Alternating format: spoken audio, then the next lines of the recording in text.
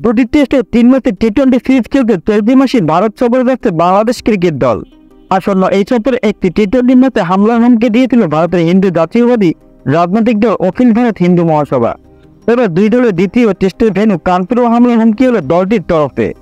হামলার হুমকির জেরে গুঞ্জন উঠেছে দ্বিতীয় টেস্টের ভেন্যু পরিবর্তন করা হতে পারে। ভারতীয় গণমাধ্যম এবিপি লাইভ এক প্রতিবেদনে এমনটাই জানিয়েছে। গত 5ই আগস্ট ছাত্র জনতার তীব্র আন্দোলনের মুখে ক্ষমতার পালাবদল দেখেছে বাংলাদেশ।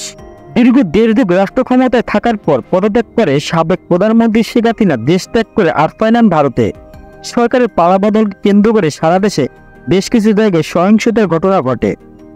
সরকার পতনের রাত থেকে পরবর্তী 2-3 দিন চলতে থাকে ভারতীয় বিভিন্ন গণমাধ্যম ও সোশ্যাল মিডিয়া প্ল্যাটফর্মে বলা হয় বাংলাদেশের নানা প্রান্তে সনাতন ধর্মের অনুসারী হিন্দু সম্প্রদায়ের উপর হামলা চলছে। যদিও পরবর্তীতে ফ্যাক্ট থেকে উঠে আসে এসবের প্রায় অনেকগুলোই ছিল গুঞ্জন।